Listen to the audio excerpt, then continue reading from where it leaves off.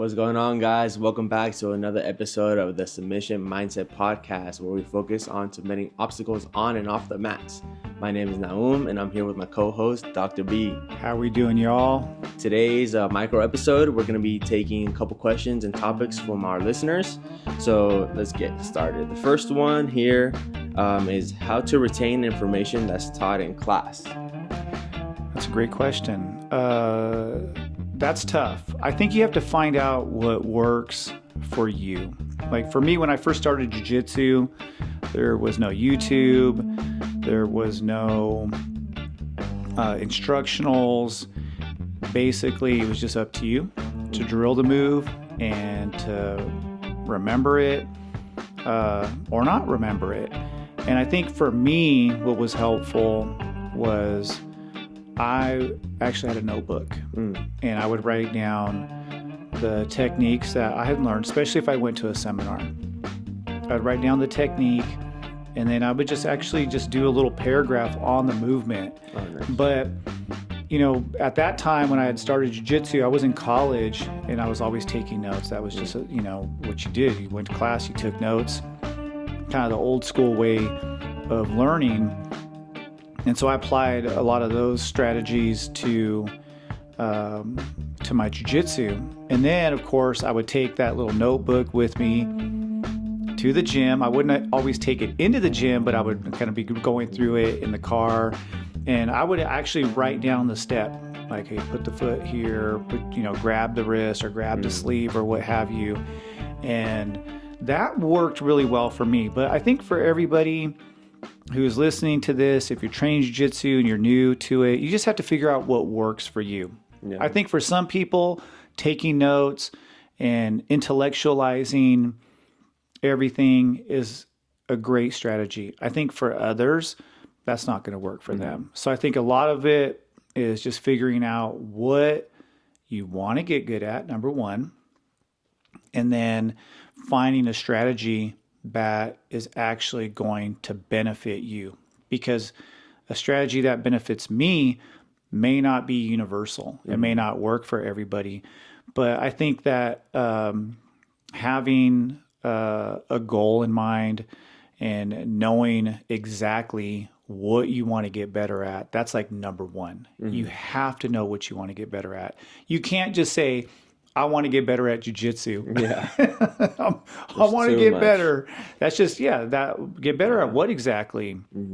Top, bottom, escapes, guard retention, stand up. It's just too much, right? You have to know specifically what is it that you're sucking at or you think you suck at. And what exactly do you want to get better at? I don't know. What do you think? Yeah. One of the things that's helped me retain information is if I want to work on something that's being taught that day, I make it a point to try to get there in the live roles, and that makes it click for me. I'm able to, for the most part, most of the techniques, I'm able to get them down drilling, right? Yeah. With the non-resisting opponent. But in order for me to make it actually click and me to remember it, it's been to where that same day I make it a point to get there in the live rolls, whether I get it or not. But once you start going for the move, setting it up, possibly even finishing it with a resisting opponent, that's when it really makes it click for myself in my head, and I'm able to retain that information. There's been a lot of times where I don't even go for the move. We drill it for 2 or 3 weeks, and I never once try it, and I never see it again. I don't remember it. I never see it again until we circle back. It was funny yesterday how you told us to just go through the series that we've been going through, and then you saw that no one actually went for that single leg wrestle up. Because same thing, we're drilling, but out of all those things that we're drilling, how many times do the people actually try to go for it during rolling? Yeah. And that's what I was doing yesterday in class. I think it's a good question for this micro episode. I wasn't letting people help anybody. I was trying to I just wanted to see, what is it that you all are retaining? Yeah. because I want to know just from my own knowledge as a coach, because we are staying on certain topics for an extended period of time, as opposed to Mm-hmm. me coming into the gym and just showing a random technique for the day. We're trying to have themes, and we've been working single leg X, our ashigarami and X guard, and our De La Hiva, our cross collar and sleeve, and kind of Mm-hmm. linking those guards together. And I just wanted to see what everybody was Yeah. retaining, and it shows it's hard. It's not easy to retain Mm-hmm. information, partly because there's so much of it. Yeah. And I think if we just get caught up with the information overload and all the YouTube shorts and the Instagram reels and the YouTube Mm-hmm. instructionals and the BJJ fanatics, we can really confuse ourselves. Yeah. So I think one of the best pieces of advice I could give people is don't try to retain everything your Everything. coach is teaching you. Try to retain just the basics of it, Mm-hmm. and then over time you build on it. Or find something that your coach is showing you where you're like, oh, I like this, Mm-hmm. and then run with that. That's true. Because a lot of the stuff that I show, I'm not expecting everybody to memorize it, to have it down pat. I'm trying to show enough techniques to kind of give everybody a little bit of a Mm-hmm. taste, but also do something that I think you might like, Mm-hmm. that Colette might like, that Sarah might like, that whoever showed up that day, that they might get something from it, but not having the expectation that every single student at the gym learns every single Mm-hmm. technique the way that I showed it to them. So I think just figuring out, oh, I really like this one move. It just, I don't know, it's easy for me to Mm-hmm. do. And I feel like I can actually do it. Well, Yeah. then focus on that one. True. Yeah, I mean, there's been a lot of like techniques to while we're learning it, and even though I'm physically able to do it, like while we're drilling, there's been a lot of times where I'm like, yeah, I'm never gonna use this, you know, and so Yeah. and so I just I learn it to get to understand the move for when I'm put there, but I don't make it part Can of you my give us, game. can you give me an example of something that we've gone over where you're like, okay, this is cool to drill. I know, at least I know it, but I know I'm not going to use this. Mm-hmm. Man, you put me on the spot because right now I'm blanking, completely blanking. Well, actually, not recently, but when we were first learning the Lahiva, my like I was having knee issues, and you Yeah. know what, now I don't have that same knee problem anymore. I think it's just because I've been training consistently and properly and taking care of my joints. But when we first learning the Lahiva, it was just so uncomfortable for You my just weren't for going my to do it. knees. Yeah, I was like, yeah, I'll learn it just so I understand it, but yeah, I'm never gonna try it. And I don't think I ever really like tried De La Hiva until we learned the deep De La Hiva to the back take, and I was like, oh, this is cool, like because I love getting to the back. Okay. That's when I like whenever I that was like the first time I can remember that I did any form of De La Hiva, but even then it was to the deep De La Hiva to where my knee wasn't bent, Yeah. so And we didn't even drill that one this time yeah, around. we didn't. Yeah. There's just so much. There's almost too much. And I think Hmm. there's some good and bad in that. I think the steady flow of information in jiu-jitsu knowledge has helped the sport explode. Hmm. But the everyday practitioner and novice that trains once or twice, a week, maybe 3 times a week, it could be too much for them. Yeah, You train every day. You train 6, sometimes 7 days a week. You can handle more yeah, information. But and even you still dwindling your game down yeah, though. yeah, and on top of that, personally, what's helped me retain a lot of information is helping others out.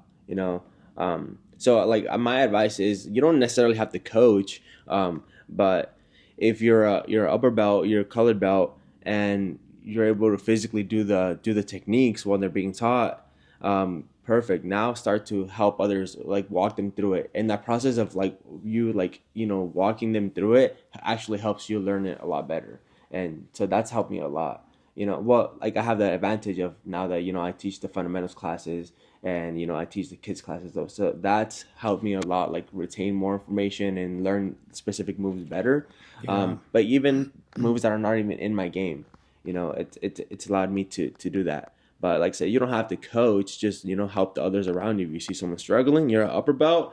If you're able to physically do it, walk them through it. If not, don't even confuse yourself more and don't even confuse them more. But yeah, I feel like that helps a lot Yeah. I too. was telling Marie, because she's had told me that she wants to get better at jujitsu, Mm. and she has a little notebook. She takes Yeah. notes. And I think that's really cool that she's doing that. And she's so tiny. She's like 4'10", if that. Poor Marie. But man, she's really giving it her all. And I Yeah. told her, I said, if you ever want to come and help out with the kids' Hmm. classes, that might help you with your jujitsu, kind of accelerate your Yeah. progress. Just because, helping them, you'll start to see things Yeah. differently.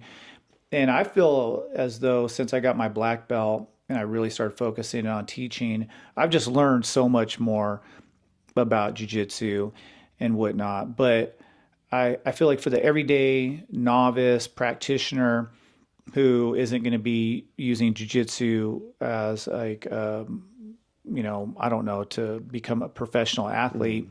which is the overwhelming majority of us, you just got to really try not to take too much in.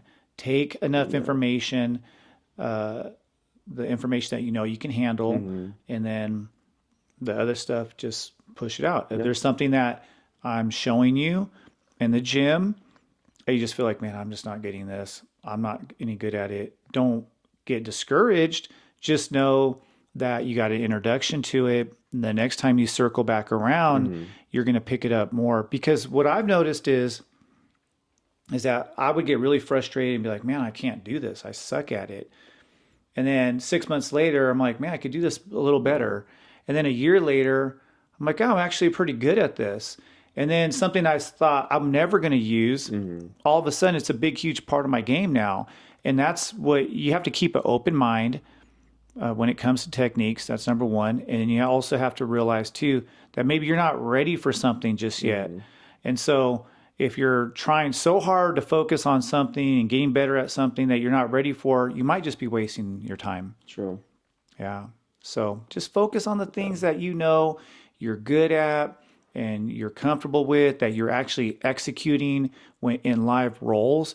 Focus on those things. Hmm. Yeah, I mean, in our previous episodes earlier today, we were talking about Bernardo Faria, and he's a prime example for this as well. He doesn't know like what like a whole bunch of techniques are like I'm Right. sure he knows them, but like he doesn't do a whole bunch of techniques. He focuses on his game, and then he knows every little detail about his own game and every counter that can be done on his game, and so that's the same thing can apply. Like you may like the armbar. There's so much that you can learn from the armbar because there's an armbar from every position. Right. There's a lot of different ways to defend. There's a lot of ways to hold the armbar. There's a lot of technicality that can go for it, and you don't need to know like or be good at a lot of techniques. You can just find one you like and try to go for it off of different positions. You literally could just be an armbar person. Hmm. I've seen people at the gym that's their technique. It's the armbar. They catch it everywhere, from guard, from turtle position, from Hmm. the mount position, from side control. They're always setting up the armbar. And I think that if you want to retain information that's taught in class, just know it's going to take a little bit of work, a Hmm. little bit of time, but don't be discouraged if you don't retain it, because if you have a good coach, they're going to circle back around Hmm. eventually, and you're going to go through it again, and over time you're going to pick it up. Now there are people, and I'm not one of them, I wish I was. You teach them something one time and they Hmm. do it pretty well, and next thing you know, they're able to implement it in their game. Yeah. But that's not the majority of us. The majority of us, it just takes time. So if you're having frustrations with learning technique and retaining the information, welcome to the world of jujitsu, because that's the way it goes. That's true. And just have fun, enjoy yourself, know you're doing something healthy, and trust the process because you are going to get better. You are going to improve. 6 months, a year Hmm. from now, you will be a different jiu-jitsu person. Yeah, and that is a good segue to our next topic from one of our listeners. So they ask, is cross training at different gyms necessary? Is it a good idea? What are your thoughts? All right. Well, I'm going to let you go first here on this one because I have Okay, some interesting yeah. So things to say about it. for myself, I know that I want to train jujitsu for the rest of my life. So I like the idea of cross training, but I think you have to do it smart in terms of like knowing where you're gonna go train at.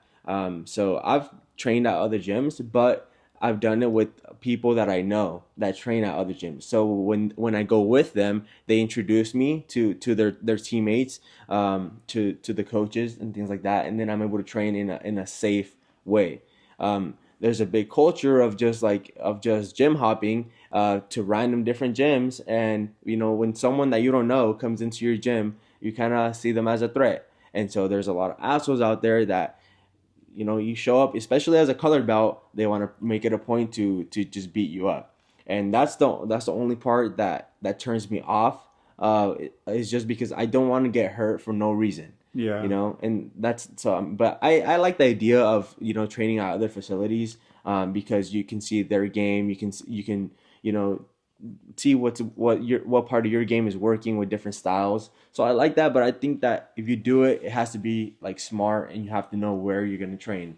Um, my friend Julian, he trains over at Stockton. One of his training partners went to an open mat in a different gym, and I guess these people are really known for hurting like outsiders. And what they did was they um, dislocated his shoulder, and they were recording him the whole time. They posted it, and the guy they were nice enough to put his shoulder back in place, but they recorded it the whole time, and they posted up on social media, like blasting him, making fun of him for getting injured, and they deliberately injured him on purpose. Wow. So That's things like crazy. that, that's what I want to avoid. I want to train for the rest of my life. I know I can get really hard, tough roles, at my gym, at different gyms that I know of, people that are cool and are gonna, be respectful enough to not hurt me on purpose. So yeah. Yeah. Well, I like the idea of what you just said. If you know someone and you know it's going to be a good environment to walk Hmm. into, then yeah, I mean, I think the biggest thing is safety. My worry when anybody from another school walks into my gym is Hmm. like, is this person going to rip one of my students, you know, arms off or do something really dumb? No. And that's something that concerns me. But I have an open gym policy. Hmm. I don't charge for drop-ins. We don't have any drop-in fees. So if you want to come and train at my gym, then yeah, just come and train. But be a good training partner. Hmm. Like come in, don't try to kill one of my students and hurt somebody No. and heel hook someone or do a calf slicer or anything that's just not cool, right? And if you do something like that at my gym and I don't know who you are, you may not be welcome back after that. Hmm. Now, uh, I know there are some gyms where it is dangerous to train there because I've talked to people that are just like, Hmm. I didn't like training at this one particular facility because of the way that they trained. And it was just too out of control. And I've had people come to my gym and say, I just want to train jiu-jitsu, have a good time, but I don't want to get hurt. No. I have a job, I have a family, I have responsibilities. And I want that kind of environment at my gym. And so my only thing is because people will tell me all the time, like, hey, I want to go out of town with my family, but I want to train as well while I'm out of town. And I'll just tell them, just be careful where you Hmm. go because you just don't know the environment that you're walking into. And so I think your strategy is really, really good. And I do encourage people if they are out of town somewhere to drop into a gym that's friendly and get some rolls in if you can, just to keep your training going. Hmm. And those are things that I would do whenever I would go out of town. I come from that old school mentality, unfortunately, where you had to kind of stick to your own. Like when I started off, I started with Gracie, Jiu Jitsu. I was under Hoist, got my blue belt under him. And we had people that would come in and cross train with us, but they weren't always the friendliest. And seemed like there was kind of a little bit of a rivalry. And it was always like, we're trying to kick your ass and they're trying to kick our ass. And I look back on it, it just was stupid. It was just us just being meatheads, right? And I feel like today, I think we have a better, healthier type of situation where people like yourself, like myself, see it more in a healthier sense where, hey, get some different roles with different body types, different styles, and whatnot. Because I don't have any issues with cross training. My thing is like if you're at another gym and you're training while we're training, then I don't know. I don't know. Feel weird about that. And I think one thing that Coach Steve, I think used to bother him, and he would tell me this. He would just be like, "Well, I'm over here spending a lot of time and investing time in you, and I'm, trying to help you become the best version that you could be as a jiu-jitsu fighter." And Steve, man, he was the kind of person. Steve would spend a lot of personal time to help you get better at jiu-jitsu. It's one thing I could say about Coach Steve is like, man, if you were having issues on a technique and let's just say you were getting submitted, getting caught in an armbar, triangles, man, he would troubleshoot with you. Every time I had a problem, I went to a tournament, I got caught in something, I couldn't get out of a certain whatever, man, he would spend a lot of time just figuring it out. We would look at the tape and whatnot. And, and he would tell me, he's like, man, if I'm going to spend time with you, invest time with you, and then you're at some other gym training while we're training, I was just like, it always rubbed him the wrong way. But as far as, when you have extra time and you have training partners that are cool with you and they train somewhere else, like, man, I'm all for that. I never did it just because of where I came. We had the old school mentality, and it's unfortunate because there were times where I wanted to do cross training, but I only cross trained at gyms that were associated with that makes sense. with Kleber, and but yeah, it's definitely being a gym owner and dealing with the cross training issue is definitely it's an interesting one, and I'm all for it. Just so you people know, just to clarify, I'm all for cross training. I'm all for doing whatever it is people need to do to get better at jiu-jitsu, but I'm also too for helping your teammates, your team, the people who are trying to help you get better at your gym. I'm all for that as well. So as long as there's a balance, and I definitely don't like working with people who are gym hoppers, people who just go from gym to gym to gym. I'm not going to spend a lot of time with you. No. I, as a coach, and this is from a coach's perspective, I'm going to invest the time in my students, the people who are at my gym and who are dedicated to making our gym the best gym that it can be, through them becoming the best jiu-jitsu person that they want to be. I'm going to invest my time there, and the person who just goes from gym to gym or can't find a home, not as interested in working with that individual as much as I am working with the people who show up every day. And I would have people who would come to the gym sometimes and they would ask me about other people, and my response was what I can't think of his name. He's a coach back east, but what he has said in an interview one time, he says, I'm worried and concerned about the people who walk through my door and the people who show up each and every day are on the mats suffering, sweating, and trying to improve their jiu-jitsu or helping me improve my own jiu-jitsu, that I spend my time worrying about them, not people who leave my gym, not people who are training at another gym. That's not where my mindset is. But when people go to other gyms and they train and they come back, I'm like, hey, what did you learn? I want to know. Yeah. Yeah, I'm like, show me definitely. some new technique, you Yeah. know? Sometimes going to the morning class feels like I'm cross training. True. Because they do completely different things. Their curriculum is does not mirror the evening class curriculum at all.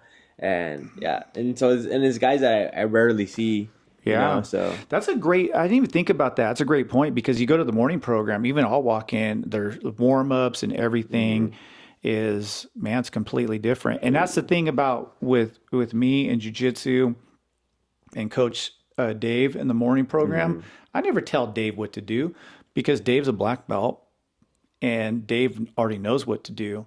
And I like the idea of diversity and Mm-hmm. difference and how one gym does something may just Yeah. be a better fit for some personality. And I don't hold anything against anyone who leaves a gym and goes to another gym. I've had situations at my gym that have come up where people have left and Mm-hmm. trained elsewhere, and in some cases those have been friendly departures. In some cases they have not been friendly departures. It's just easy to just be fixated on your come up and just to walk into the gym and go get Yeah. your jujitsu in and go home. And that's really all I ever did. I went to the gym. I loved all my training partners, even the ones that I didn't really train with because they were dangerous and they Mm-hmm. would hurt me. I always got along with everybody. And if I didn't get along with somebody, shoot, I could still go to the gym and train. Yeah. I had no, because I was there just to train, have a good time while I was there, get a good sweat, and do the martial art that I loved. But then there's a lot of politics in jiu-jitsu, and there's a lot of other stuff that I just want out of my gym. Mm-hmm. Because really the environment I want is we just walk in, we train, and we don't talk politics, we don't talk religion, we don't talk gun control, we don't talk about religion.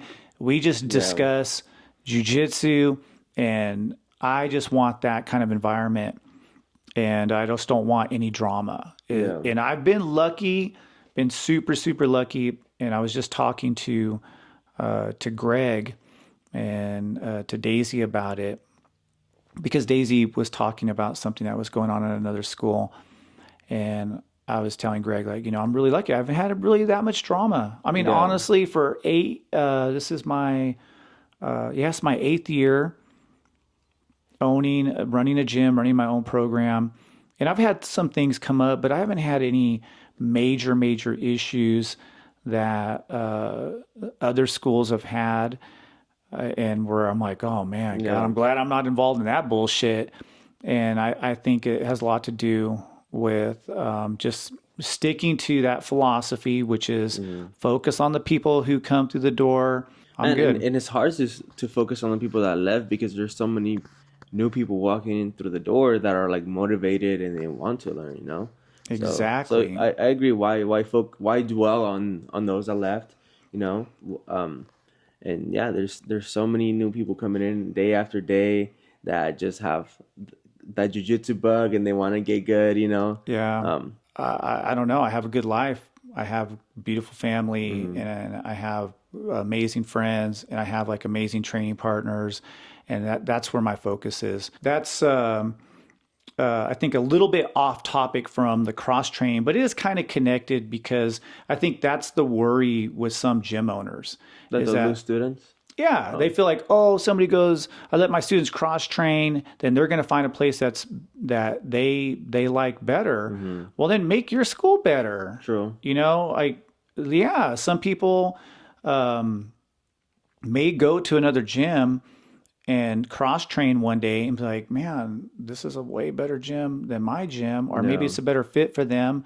Well, there's nothing wrong with that because the same is true for that gym for True. some other student. They're going to Yeah. come to ours and I'm like, this is a better fit for me. 7 generations a better fit. It goes both ways. That is true. And so I think that's kind of something that a lot of gym owners can't just be good with is that their gym isn't good for that one Yeah. person. Plus, at the end of the day, regardless if they cross train or not, if your gym's not a good fit for them, they're gonna leave. The only difference is that they'll probably not continue to train. They'll probably just stop Yeah. altogether. But if your gym's not a good culture for that person, I mean, Yeah. there's nothing stopping them. And there's been people who've come to my gym where I'm like, this is not the Yeah, gym for you.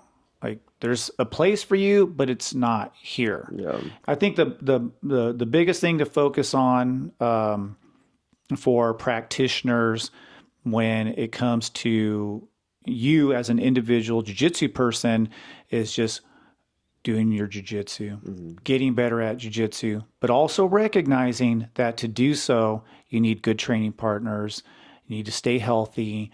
You need to make sure that if you are cross training, like Nahum is saying, don't go somewhere and get your shoulder dislocated or your elbow dislocated. Next thing yeah. you know, you can't train for 6 months. Yeah, I mean, I'm driving up to Stockton in a couple of days to go train with Sensei Sam and Julian, and who knows, they might fuck me up, and I might change my mind completely about cross training. I don't know. I know you went to Bernardo Faria's camp and you got to train down there with him, and that man, that it totally excites me.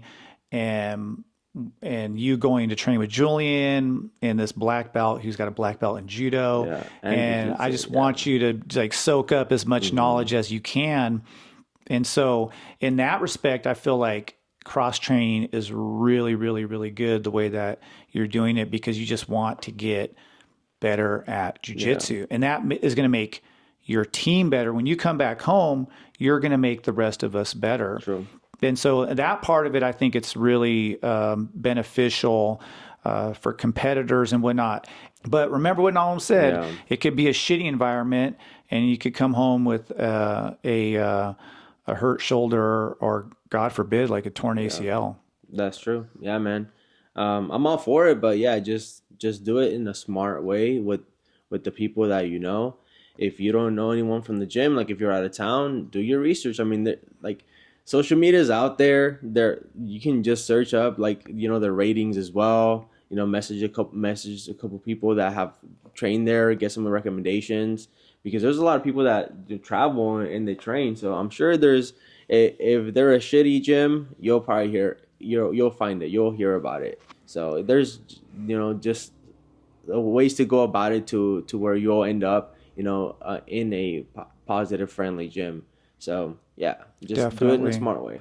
Yeah, and just so you know, if you are in the Fresno Clovis area and you from out of town, feel free to come on by. We've had people from all the big gyms come in.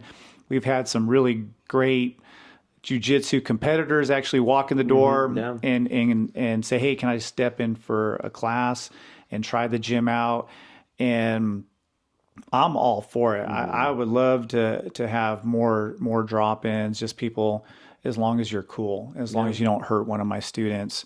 And I haven't announced it yet, but in a week we're going to have a student, not a student, a black belt, come in and do a free seminar at the gym.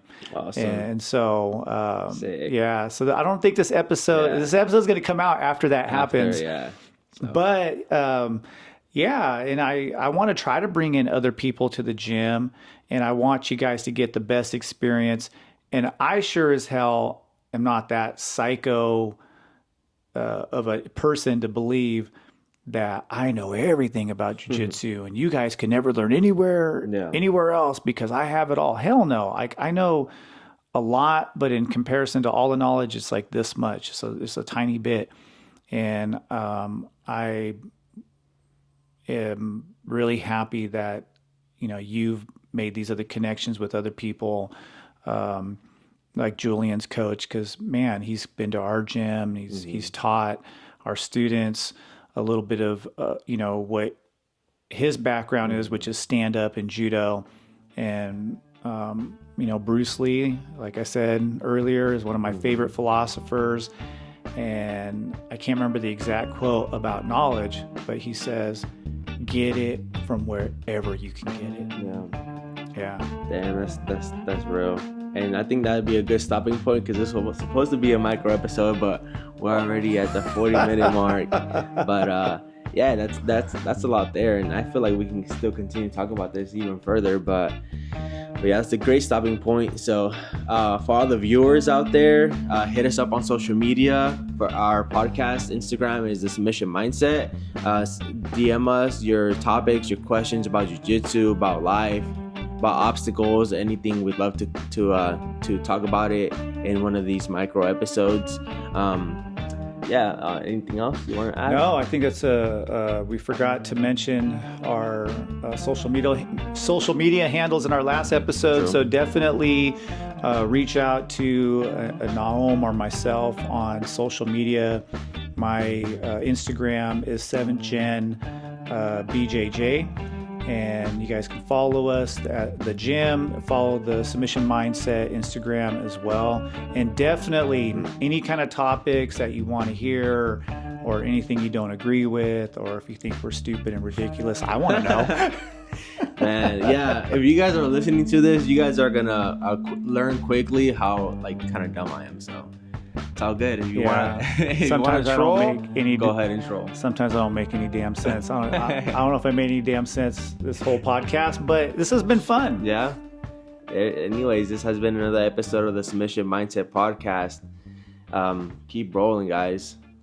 Later.